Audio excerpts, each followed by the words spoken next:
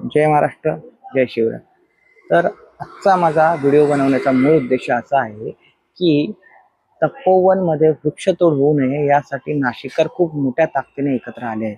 तर वृक्षतोड झाली पाहिजे तर नाहीच झाली पाहिजे, त्या मताचा मी सुद्धा आहे. पण ह्या आंदोलनाच्या आडून काही हिंदू द्वेषी त्या आंदोलनात सहभागी झाले आहेत. तर त्यांनी त्या आंदोलनात सहभाग होऊन एक फेक नेरेटिव्ह पसरवण्याचा प्रयत्न चालू आहे त्यांचा, की हिंदूंच्या कुंभमेळ्याकरिता वृक्षतोड होत आहे, हिंदूंच्या कुंभमेळ्याकरिता झाडे तोडली जातात.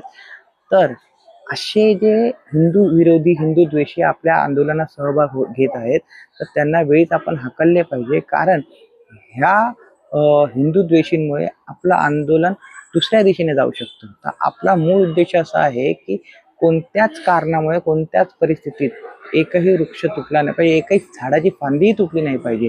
तर आपला मूळ उद्देश असा नाही आहे की आपण कुंभमेळा बंद पडला पाहिजे.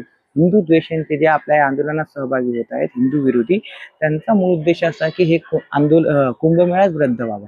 ते त्या प्रकारे कामाला सुद्धा लागलेत की कुंभमेळा झाला नाही तर काय फरक पडतो, कुंभमेळा कशाला पाहिजे. तर नाशिककरांनो आणि हिंदूंनो सावध व्हा आणि या हिंदू द्वेषींना वेळीच बाहेर काढा. जय शिवराय, जय शिवराय.